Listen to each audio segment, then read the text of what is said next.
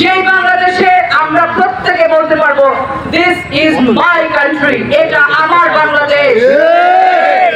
সেই বাংলাদেশ আমাদের কাম্য, যে বাংলাদেশে যোগ্যতা আছে, মানে আমার ছেলেটি আমার মেয়েটি তার যোগ্যতা অনুযায়ী চাকরি পাবে।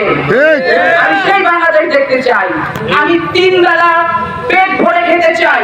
দ্রব্যমূল্যের যে ঊর্ধ্বগতি সেটাকে মানুষের ক্রয় সীমার মধ্যে নিয়ে আসতে চাই, যাতে আমার সেই গ্রামের দিনমজুর থেকে শুরু করে মধ্যবিত্ত থেকে শুরু করে উচ্চবিত্ত একই দামে তাদের প্রতিদিনের যে বাজার সদাই করে তারা করতে পারে। আমরা সেই বাংলাদেশ চাই, যেই বাংলাদেশে বাংলাদেশের একটি তৃণমূলের নেতা কর্মী, একটি দিনমজুর, একটি কৃষক যেই হাসপাতালে চিকিৎসা গ্রহণ করতে পারবে, সেই একই হাসপাতালে বাংলাদেশের এমপি মন্ত্রীদেরকে চিকিৎসা গ্রহণ করতে হবে। আমরা সেই বাংলাদেশ চাই।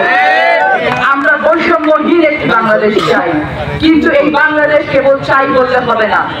দুর্নীতিমুক্ত বাংলাদেশ গড়ার জন্য আমরা সেই জুডিশিয়ারি চাই, সেই আইন ব্যবস্থা চাই, যেখানে গেলে আমাদেরকে গায়েবী মামলার নামে, দ্রুত বিচারের নামে রাতের বেলা মোমবাতি জ্বালিয়ে কোন বিচারক বিচার করতে বসবে না কারো আদেশ পালন করার জন্য। আমরা সেই বাংলাদেশ চাই।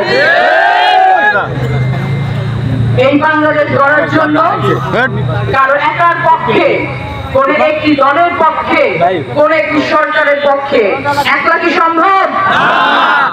আমাদের সকলকে একত্রিত হয়ে মিলেমিশে কাজ করতে হবে।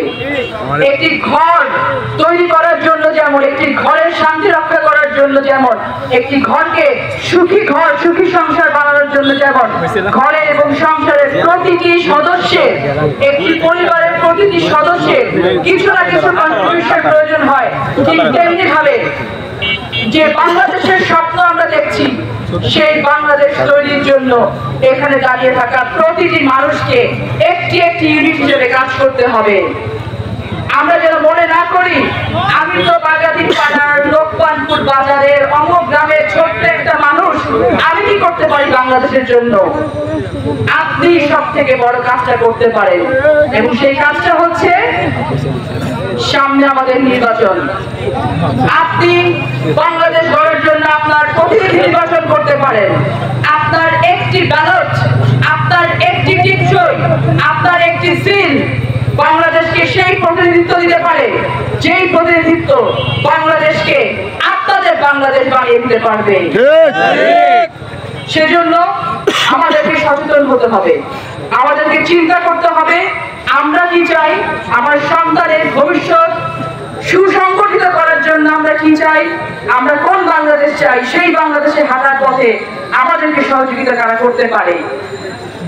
সবার আগে বাংলাদেশ জাতীয়তাবাদী দল বিএনপি আপনাদের সকলের কাছে আহ্বান রাখতে চাই, আমি বিএনপির একজন ক্ষুদ্র কর্মী হিসেবে আহ্বান রাখতে চাই, আপনারা নিজেদের ভেতরে সকল প্রকার দ্বিধা দ্বন্দ্ব, সকল প্রকারের মন খারাপ যদি কেউ কারোর থেকে থাকে, ব্যক্তিগত যদি করে দ্বন্দ্ব থেকে থাকে, এগুলো সব কিছু ভুলে গিয়ে আজকে এই মুহূর্ত থেকে বিএনপির জন্য এবং ধানের শীষের জন্য এক হয়ে কাজ করবেন ইনশাআল্লাহ।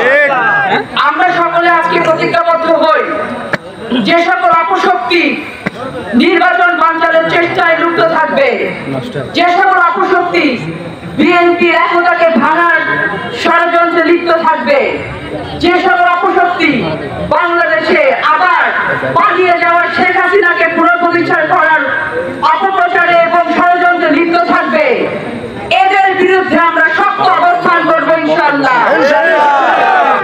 আমরা আর কোনোভাবেই রাতের পর রাত পরিবার পরিজন ছেড়ে মাঠে ময়দানে ঘুমাতে চাই না। আমরা আর কোনোভাবে চাকরি বিক্রি করতে দিতে চাই না। আমরা আর কোনোভাবে ব্যবসা বাণিজ্য সিন্ডিকেট করতে দিতে চাই না। আমরা চাই এই বাংলাদেশ হবে আমাদের প্রতিটি মানুষের, এই বাংলাদেশে সংখ্যালঘু বলে কেউ থাকবে না। হিন্দু, মুসলমান, বৌদ্ধ, খ্রিস্টান যত ধর্মাবলম্বী বাংলাদেশে বাস করে, এই বাংলাদেশের প্রতিটি মানুষ, প্রতিটি নাগরিক বলবে এটা আমার বাংলাদেশ, কাউকে কখনো অবজ্ঞা করবে না। এটা তখনই সম্ভব হবে যখন আপনারা এবং আমরা একতাবদ্ধ হয়ে একত্রিত ঐক্যবদ্ধ হয়ে কাজ করব। আপনারা জানেন আগামী 28 তারিখ থেকে দুর্গাপূজা শুরু হচ্ছে। হিন্দু ধর্মাবলম্বী ভাই বোনদের সব থেকে বড় একটি অনুষ্ঠান, ধর্মীয় উৎসব এটা।